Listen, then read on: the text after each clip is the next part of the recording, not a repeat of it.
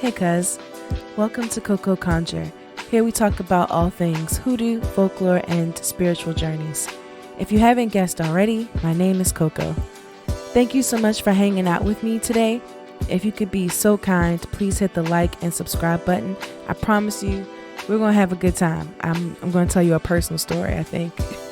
So we're going to have fun.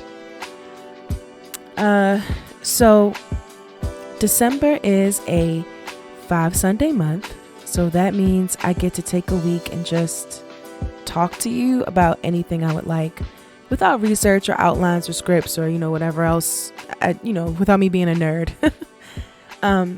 Usually I talk about something that's been really heavy on my mind, and after the events that happened to me over the last couple of days, I want to talk about reactiveness, or like how we emotionally regulate.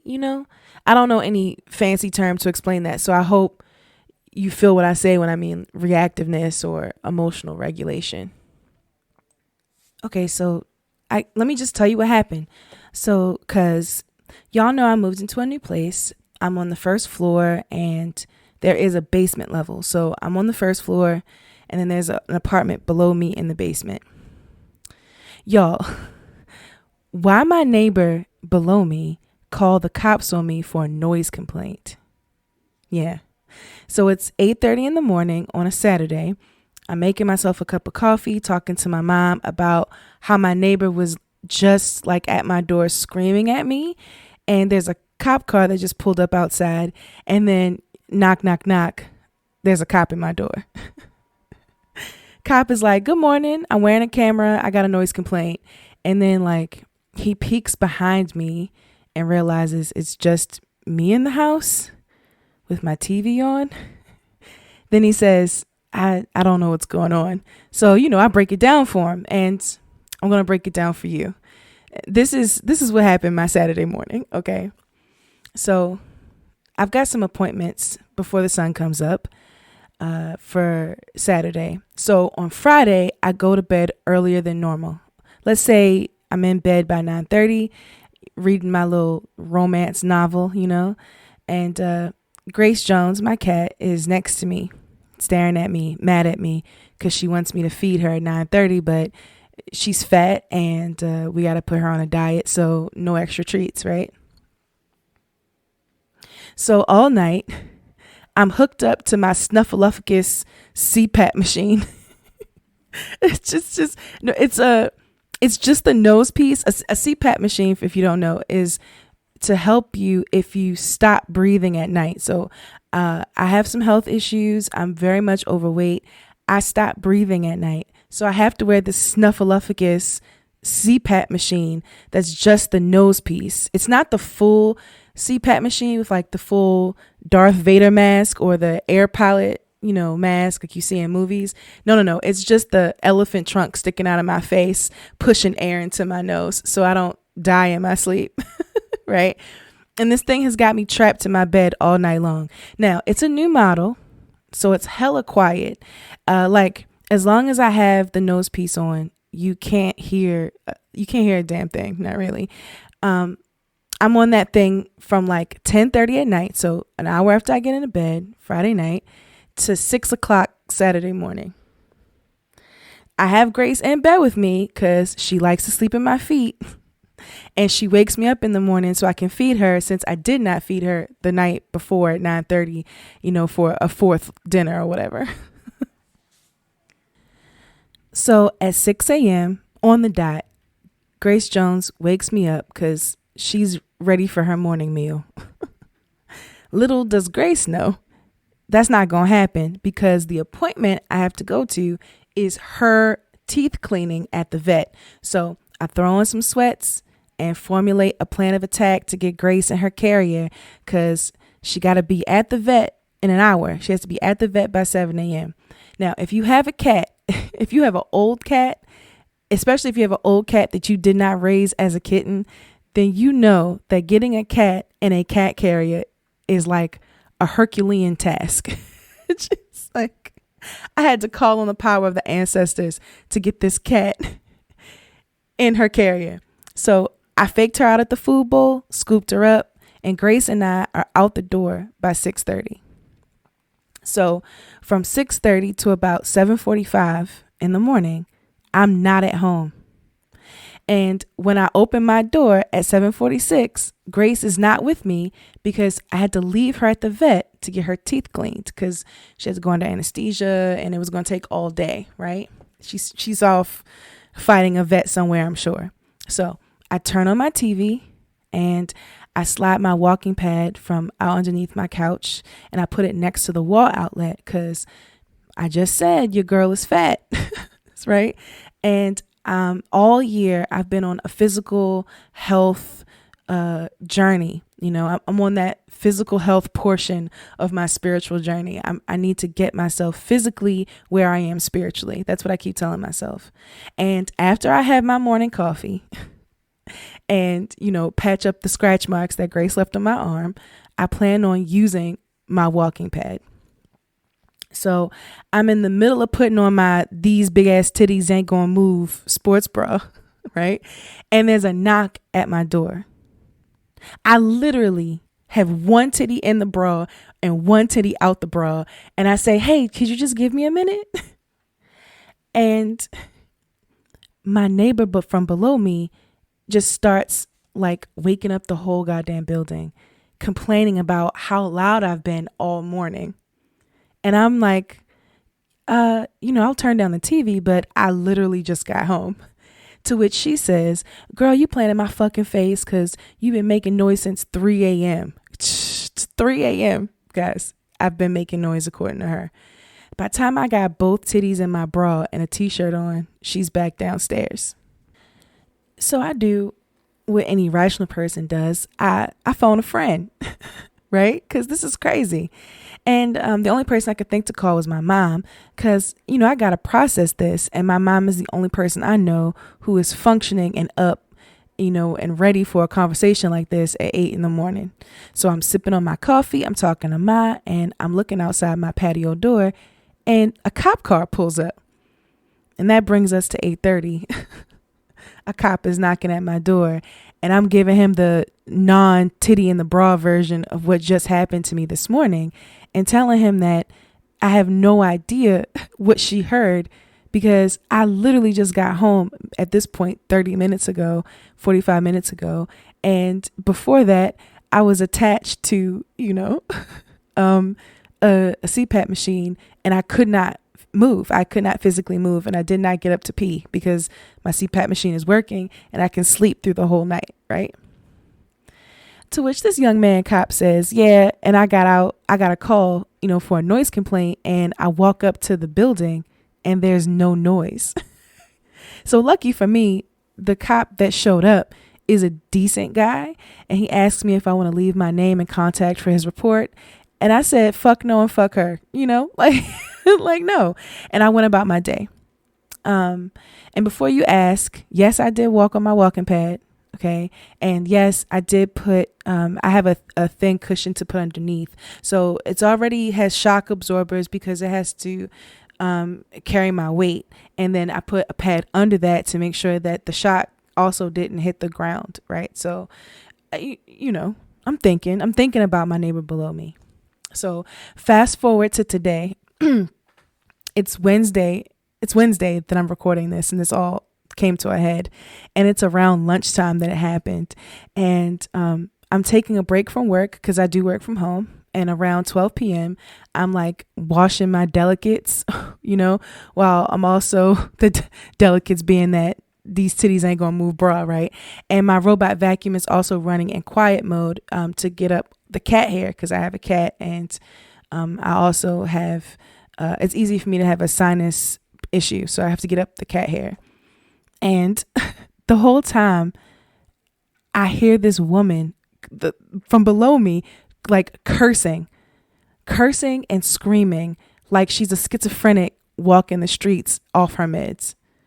I mean, she was cursing me out. You hear me? And I could hear every word she said clearly, every syllable over running water and a quiet running vacuum. So I stopped what I'm doing. I call my mom because she's retired again. She's the only person I know is going to answer the phone in the middle of the day. And I have her on the phone with me as a witness. So if something goes wrong, she can, come get help, whatever, right? And I anoint my head with oil and I say my intentions out loud to my mom. I just want to settle this as calmly as possible. And my mom's like, don't go down there because she's not right. She ain't good. She ain't right in the head. And I'm like, Ma, I just want to settle this, right? And I go knock on her door, the neighbor's door. As I knock on the door, she says, who is this? And I'm like, it's your neighbor from upstairs. I just want to talk to you about what's going on. Like, I just want to have a conversation with you. And all of a sudden, my neighbor's got this super calm demeanor, right? And I told her up front, first thing I said is, listen, I can hear you yelling and screaming and cussing. And I'm assuming that it's because I'm living my life upstairs. And I want to tell you at the start of this, it is not my intention, nor am I out to cause you distress, right? Like it's not what I want to do. It's not what I'm aiming to do. That's not what's going on here. Like, I'm not out to get you. But I hear you yelling and you sound like you're in distress. So I thought maybe we should just talk about what's going on. Okay. So, child. So she starts off by telling me that everybody in the building is complaining about me. And I told her everybody in the building is at work or at school. Right. And then she told me that I was on Saturday when this all started, that I was lying and I was making noise all Friday night into late Saturday morning. And she was surprised when she heard me say that for like almost 2 hours I wasn't home. And I said, I offered to show her the CPAP machine app that has timestamps of when I started using it and when I stopped using it, as well as my vet bill, right? To prove that not only was I not home for 2 hours, but for the rest of the day, my cat wasn't home either to cause noise or whatever. So whatever she heard, I don't know what that is. Then she tells me that some of the water from upstairs in my apartment had leaked into her place. And when the neighbors before me who died, I'm pretty sure they died in my apartment, like, she didn't have this issue with them. And I'm like, fair enough. I got distracted when I was washing and, my kitchen floor, I did have water on my kitchen floor and it must have dripped down under the sink into her apartment. But when she shows me, it's like a half a cup of water. Right. So she's making it out to be this huge thing and she's very animated about it. And it's a very emotional moment for her. And I look and I'm like, this isn't a lot of water. Right. So then she says she's never had this issue in all the years that she's lived in my building. And I look around her apartment because I'm inside of her apartment at this point, and she's got like an L-shaped sofa in the corner and a gold framed mirror next to it. And like, there's no other furniture in her living room, not a TV, not a table, not a nothing. There's nothing else in there. And, it looks to me like she just moved in before I did. But, who am I to say she lying? Maybe she's a minimalist, right? One thing I know for sure, though, is that she isn't a 9-to-5 girl because she's at home on a Wednesday at 1 p.m. with no computer equipment to work from home with, and till I moved in, she had spider webs all over the outside of her windows, like no one had ever cared for her space before. Okay. So I put like my plants and stuff outside and I knock out the unwanted spider webs. I left 1 or 2 because it's good for pest control, but like I knock out all the unwanted spider webs and then all of a sudden she got to come outside and knock out her spider webs, right? So there's that. Okay, back to topic. Then she tells me that these small thumps and jumps I make might not sound a lot in my apartment, but it's very, very loud to her. And I told her, sure, I can lower my bed off the bed risers so that way when Grace jumps down, she's not jumping down from as high, and then there won't be such a thump when she jumps down. But I also told her, like, honestly, my cat is old. Grace is old. She's not jumping hard enough, loud enough to justify calling the cops on me. And also Grace is, because she's old, she's more of a, find a quiet place to go sleep kind of cat. And, I've been very honest with you guys. I'm fat. I'm fat. I'm not about that galloping life, So maybe this jumping noise that she's hearing isn't actually a jumping noise. Maybe it's the thump from when my HVAC system turns on. Maybe it's, when my robot vacuum runs into something. I don't know. But like the sound that she's hearing, I can prove is not as frequently as she's saying it is not as loud as she's saying it is, and did not justify her to escalate it to the point that a cop was called to my house. Child, then maintenance shows up, because of course maintenance showed up because she called about a half a cup's worth of water that spilled into her apartment, right?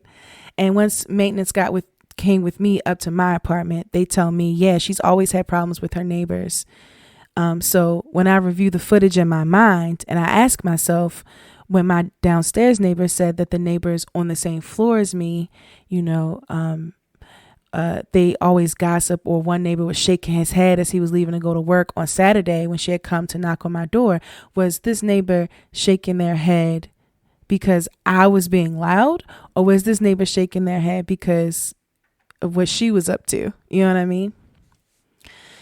Okay, so when it's all said and done, her and I come to an understanding. I make an effort to minimize noise, and we can agree, the noise we can agree are in my control, like taking my bed off the riser so Grace doesn't jump down from as high, right? Like making sure that I'm not working out so early in the morning, so on the walking pad, so she doesn't hear the walking pad early in the morning. Totally fair things, right?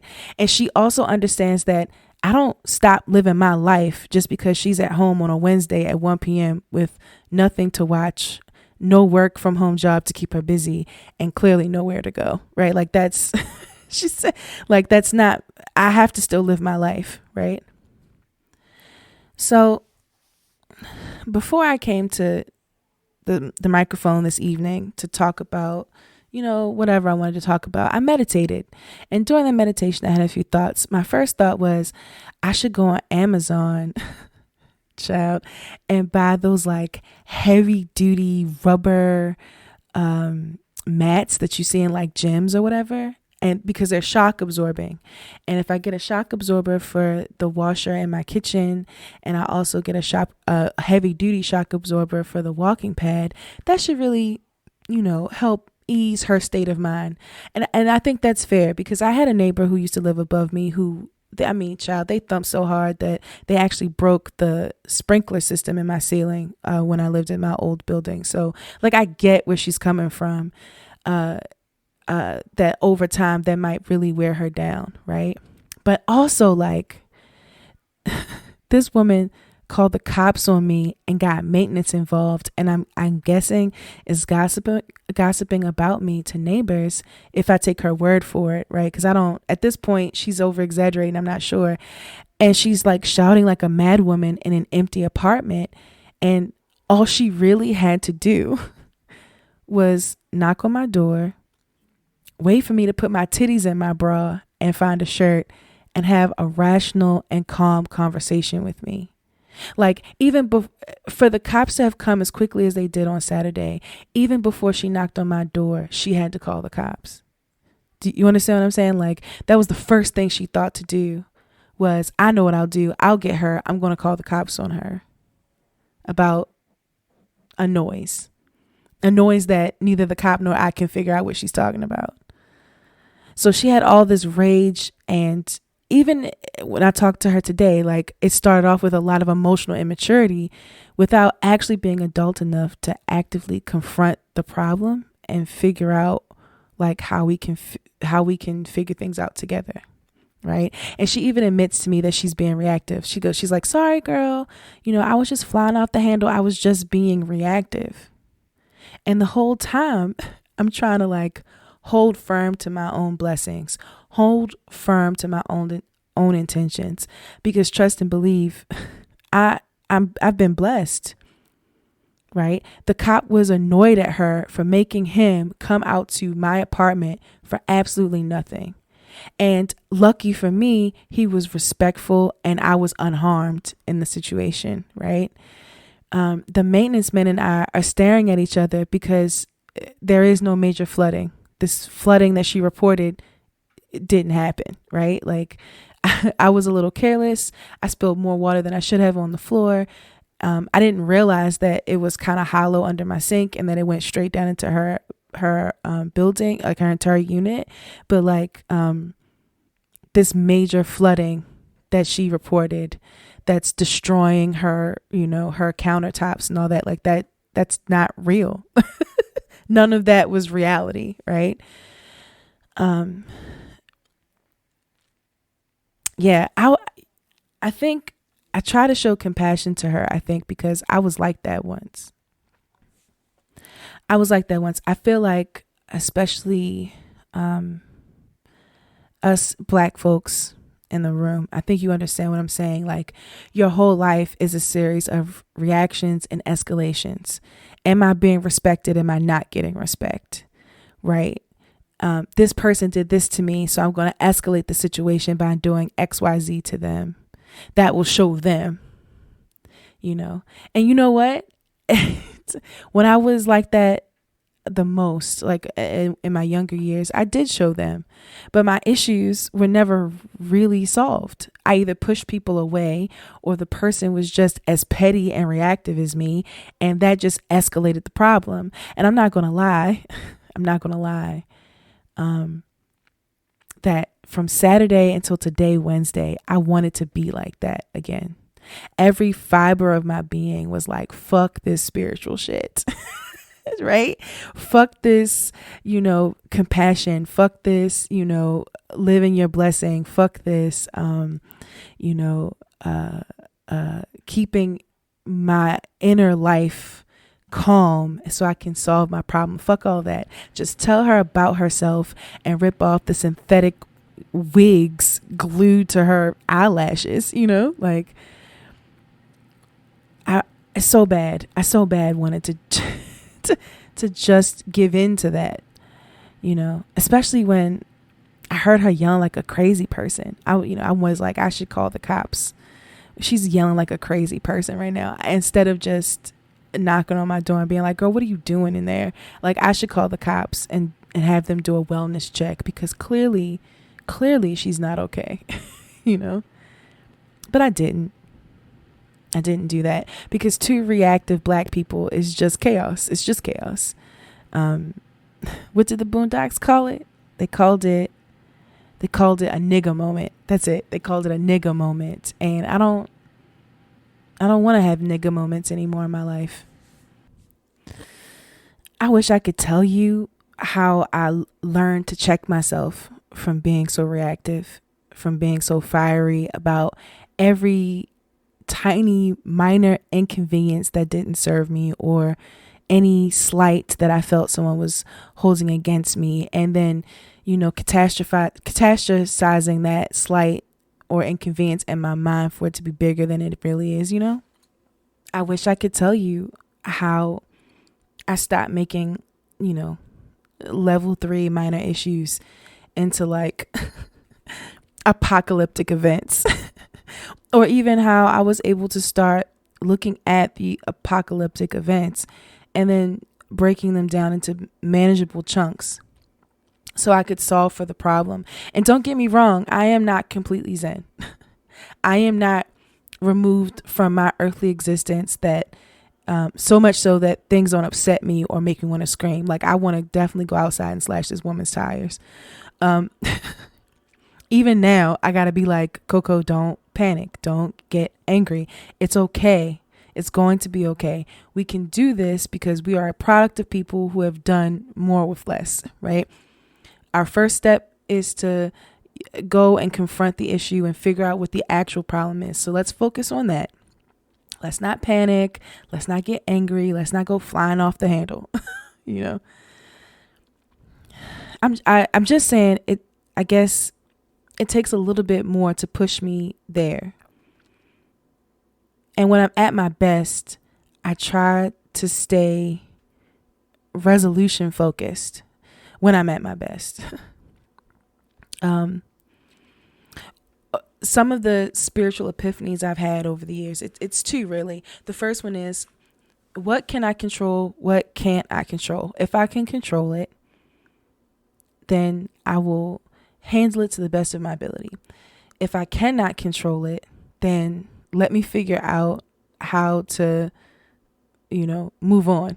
Because there's nothing I can do. There's nothing I can do. And then the second spiritual epiphany I've had over the years is, does this matter to me? Like, does this matter? A lot of times when you ask yourself, does this matter? If the answer is, well, it's the principle, then it doesn't matter. It doesn't matter, right? Because you can work around that person, you can work around that situation, and then solve for the problem. Or 2 days from now, a week from now, a month from now, that situation, that person is completely different, and what you put yourself through, what past you had to go through didn't matter at all, right? So I'm not saying that's easy. I'm not saying that I've mastered any of that. I'm just saying those are a lot of questions I tend to ask myself lately. I think that comes from years of working in retail. Child, I was just like, retail is a beast. I can't invest my spiritual and emotional wellness into these Karens, who want to complain and go out of their way and make small issues much bigger so that they can feed their need to win some imaginary game, because when I worked retail, I was a manager for most of the time. I was handling complaints, and it wore me out, and when I did feed into it, when I did allow my spiritual and emotional wellness to feed into the problem, y'all, I could feel my nerves being set on fire, like my physical nerves in my body. I was hot all over. I could feel my heart racing. I could feel the tension tighten in my head. I could feel, the grip of my fist as it balled up, and I could feel the tears in my eyes. And I just knew the panic was coming. And the panic was coming because I couldn't yell back, because if I yelled back, then I lost my job. And I needed my job. I had student loans to pay, right? So over time, I guess I realized it was just easier to detach a little bit, to just remove myself spiritually, emotionally from the problem, and then just solve the problem and then get them out of my goddamn store, And then towards the end of my retail career, when I started working more into office space, and I started working more on my inner life, while I was getting into witchcraft. And then eventually, when I settled into my hoodoo, I guess I just felt more equipped to detach just enough to handle situations as they come to me. And in turn, I've gotten less panic attacks. I've gotten a lot less fiery around things that don't matter or are just not in my control. And I haven't had nearly as many nigga moments, or I guess I've had the clarity to see the nigga moment coming.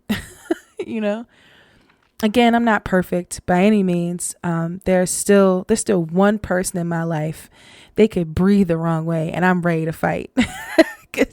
Because everything they do is malicious. Everything they do feels like an attack. And even if I give grace, if I give 10 minutes of grace, they're going to take 20 minutes to terrorize me, so so I'm not perfect. I'm just saying, like, it's definitely a skill I had to learn over time, to just be cool, man. Just be cool. So even when I find myself in moments like this with my neighbor, I can take a breath and admit, yeah, there are some things I can do to be a better neighbor. And I can talk to her like she's my cousin instead of like an enemy. Even though she called the cops on me for no reason. Even though she had maintenance men in my home tearing up my kitchen while I'm trying to work, because they want to make sure that it's not a bigger issue, because she made it sound like a much bigger issue than it was. Even though she was literally cursing me out but talking sweet to my face when I got down there. Even when my mom and my current boss are telling me not to even go down there and speak to her because she's showing signs of, I don't know, at best being a hood rat and at worst just being mentally unwell, right?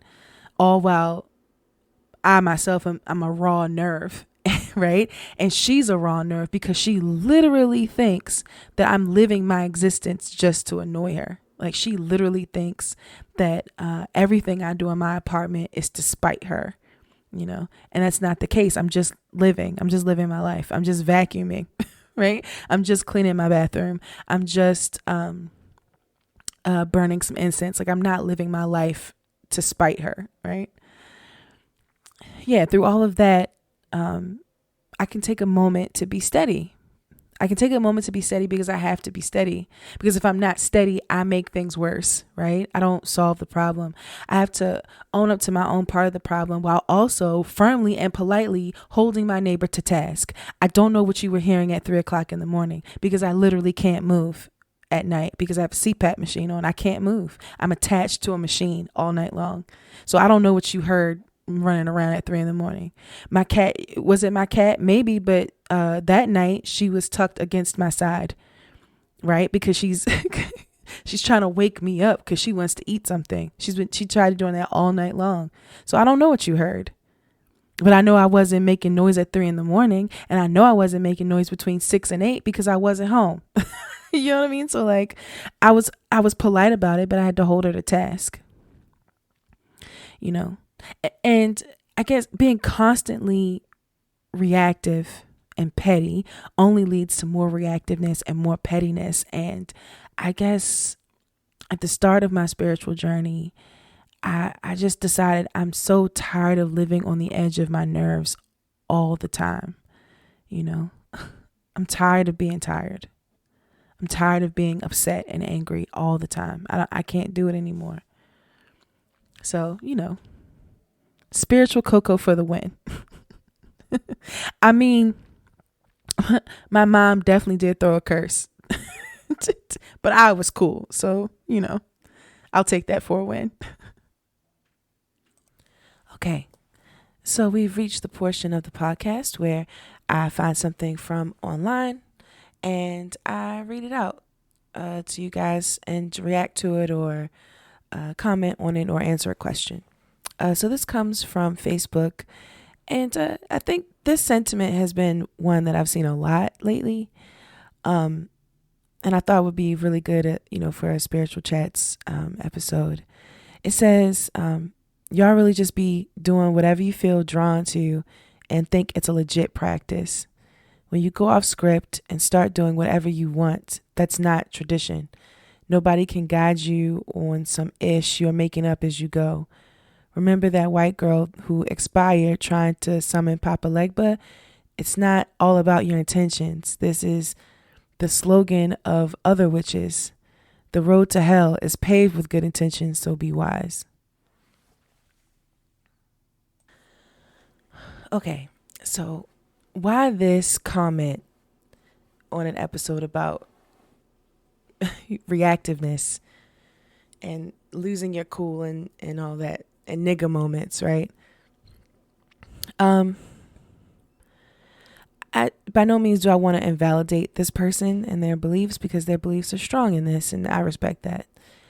I do think, though, that this is rage bait. This is rage bait because in the same forum, by the same people, they'll tell you that you can't do whatever you want to do, but also you're not entitled to knowledge. You're not entitled to a teacher's knowledge, and don't write things down and don't follow it like it's some sort of recipe. You need to be spiritually open. So things like this can really make people feel like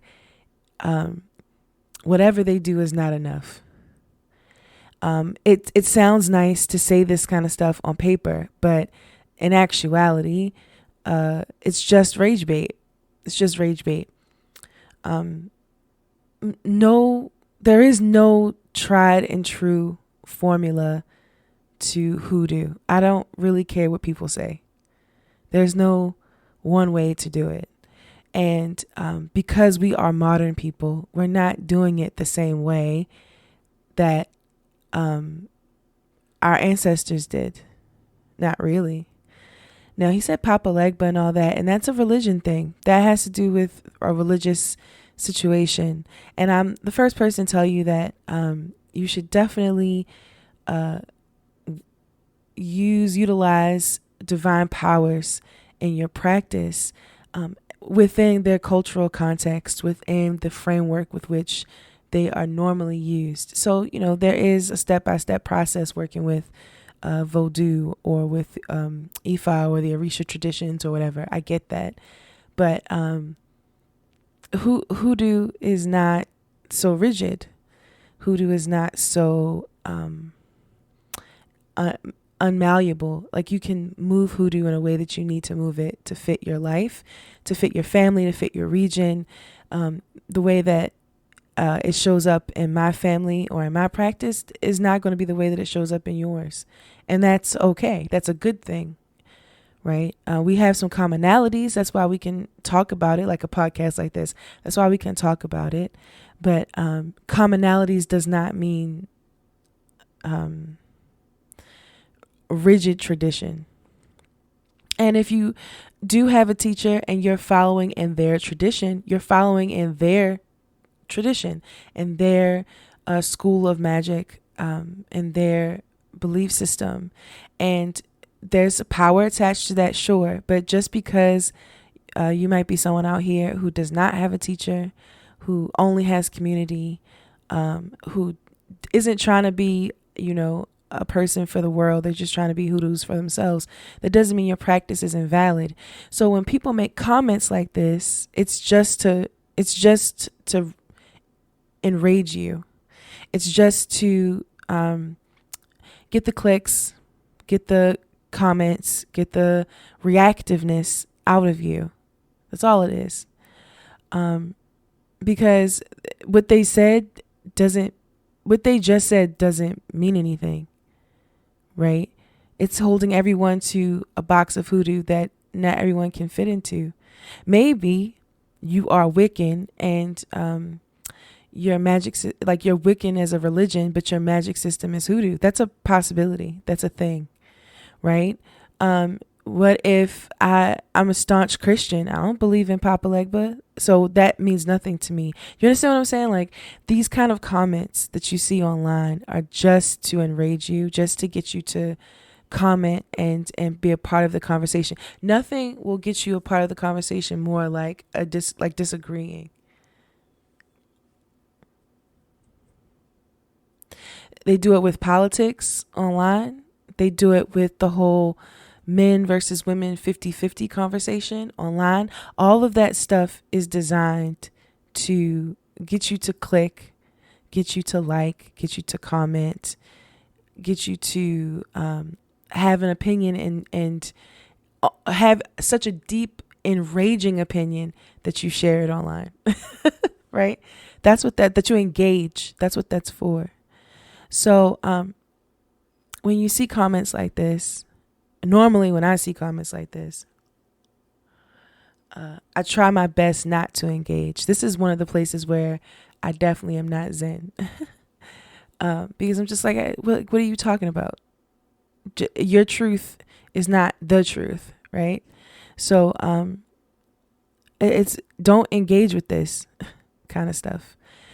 The next time you're on your timeline, Facebook, Instagram, whatever, and you see that the algorithm is pushing you rage bait, I want you to take a second, ask yourself, does this matter?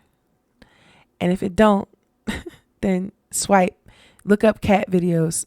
I've been looking up Elmo videos lately because Elmo's freaking hilarious. He's so funny. Just to get your algorithm to change. Yeah. But I don't know. It's, if you have a teacher and you have a teacher in that tradition and you follow that tradition, that's great. But if you don't, I would say respect other cultural divine beings. I would say respect other people's practices, but do you, boo. And don't worry about what others have to comment on it. Don't even worry about it. All right. So we've reached the end of the podcast. Hey guys, thank you so much for staying as long as you did. I appreciate you. Before we get out of here, cousin, I want to let you know that you deserve the world. Truly, you deserve the world. Your inner life is just as important as recipes and spells and work that you do to better your existence on this planet. Your inner life is what allows you to put things into perspective. You get to choose what's important. You get to choose what matters. You get to decide how something will play a role in your emotional life. You decide that. It might not seem so magical, it might not seem so hoodoo, but it is being able to regulate yourself, choosing what you allow in, not allowing others to dictate how you react to a situation. That is a mastery that very few of us will ever experience in our lifetime, I think. And it's a continuous struggle. Trust me, I know it's a continuous struggle. But if you call on your blessings, cousin, you'll master it and your blessings will come to you. I'll see you guys next time.